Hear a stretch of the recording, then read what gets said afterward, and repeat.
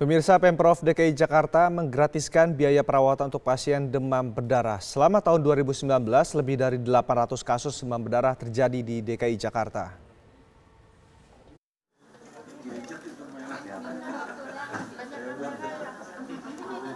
Gubernur DKI Jakarta Anies Baswedan menjenguk pasien demam berdarah yang dirawat di RSUD Pasar Minggu, Jakarta Selatan. Dari bulan Januari, terdapat 210 pasien penderita demam berdarah yang dirawat di RSUD Pasar Minggu. Saat ini masih ada 49 warga yang masih dirawat inap, 26 diantaranya adalah pasien anak. Pemprov DKI Jakarta saat ini menggratiskan pasien DBD untuk dirawat di RSUD. Mengetahui bahwa demam berdarah sekarang sedang mewabah di berbagai wilayah di Indonesia, termasuk di Jakarta. Pada hari ini data menunjukkan ada 876 kasus di tahun 2019. Sampai dengan hari ini jumlahnya 876. Seluruh pembiayaan di-cover oleh pemerintah. Jangan khawatir. Untuk kasus demam berdarah, sejak dulu kita selalu cover. Sekarang pun sama. Jadi perawatan dan lain-lain akan dapat secara gratis. Pasokan darah sendiri gimana Pak untuk mencegahnya? Gimana? Oh tidak, kalau itu tidak. Kita tetap respon, statusnya sama seperti sekarang. Tidak ada yang berubah secara status.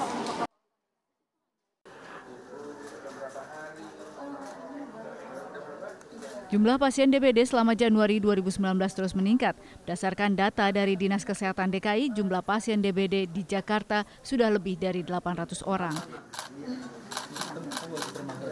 Dari Jakarta, Ana Tealita, Bambang Tri, TV One mengabarkan. Hari ini Gubernur DKI Jakarta Anies Baswedan mendatangi RSUD Pasar Minggu. Saat ini masih ada 49 pasien yang dirawat di RSUD Pasar Minggu. Informasi selengkapnya akan disampaikan oleh Ana Tealita yang berada di RSUD Pasar Minggu. Ana, apakah ada peningkatan status di DKI Jakarta akibat wabah demam berdarah ini? Rendra dan juga pemirsa, memang seperti yang kita tahu, wabah demam berdarah ini memang sedang menjangkit Indonesia. Dan salah satu daerah tertinggi yang terjangkit adalah DKI Jakarta. Namun untuk status sendiri memang belum diubah menjadi status waspada demam berdarah. Tadi Anies Baswedan sempat mengatakan bahwa untuk status sendiri masih seperti biasanya, belum menjadi waspada wabah demam berdarah. Dan saat ini saya sudah berada di Rumah Sakit Umum Daerah Pasar Minggu, di mana di sini merupakan salah satu rumah sakit yang menangani pasien demam berdarah dengan jumlah yang cukup banyak, sekitar 256 pasien dirawat dari bulan Januari hingga saat ini kami mengabarkan. Dan untuk informasinya, memang pemerintah Provinsi DKI Jakarta sendiri menggratiskan begitu untuk perawatan bagi pasien yang terjangkit demam berdarah. Salah satunya adalah di RSUD Pasar Minggu ini. Dan saya tidak sendiri, saya sudah bersama dengan Direktur dari RSUD Pasar Minggu, sudah ada Dr. Yudi Amiarno. Dokter, bisa dijelaskan untuk saat ini memang masih ada berapa orang yang dirawat terjangkit penyakit demam berdarah ini? Ya, terima kasih. Saat ini yang sedang kami rawat ada 49 penderita. Terdiri dari 27 anak-anak, sisanya dewasa, pria dan wanita.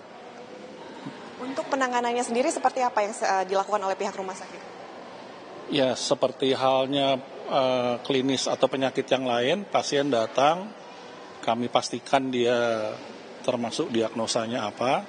Khusus untuk pasien-pasien demam berdarah dari hasil laboratorium bila mendukung, kami rawat sebagai penderita demam berdarah. Yang paling penting untuk demam berdarah ya cairan.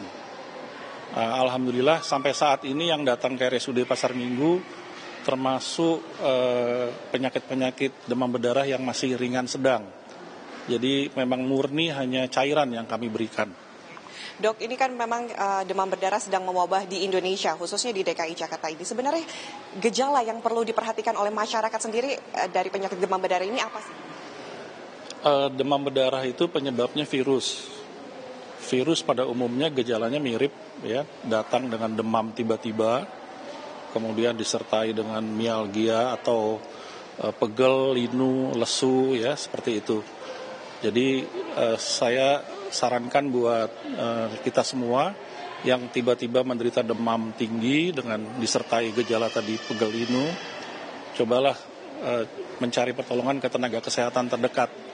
Nanti di situ akan diperiksa tambahan laboratorium yang kira-kira lebih mengarah ke demam berdarah.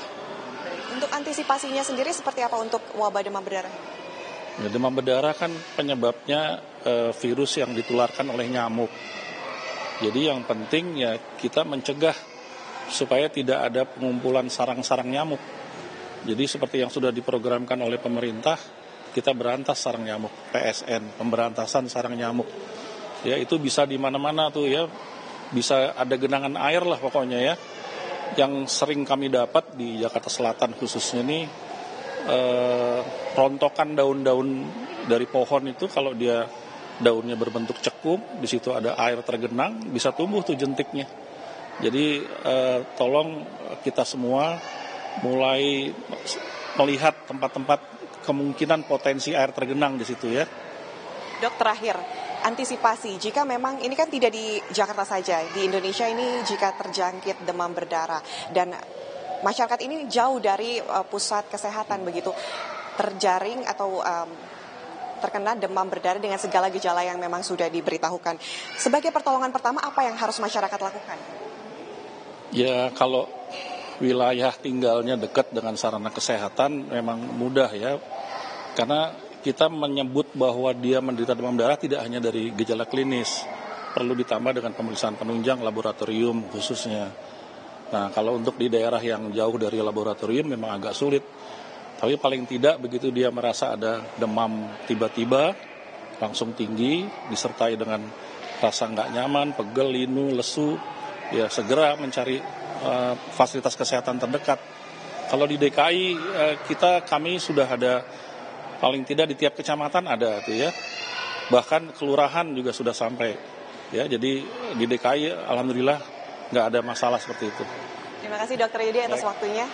Dan Rendra dan juga pemirsa, memang untuk antisipasinya sendiri dari pihak pemerintah sudah melakukan fogging di setiap daerah-daerah dan juga ada pengendaliannya yakni lewat pemberantasan sarang nyamuk, ada dari menguras, menutup dan juga mendaur ulang tempat tumbuhnya jentik nyamuk. Untuk sementara demikian yang dapat kami kabarkan, kembali ke Anda Rendra. Baik, Ana Tealita mengabar langsung dari kawasan Pasar Minggu, Jakarta Selatan.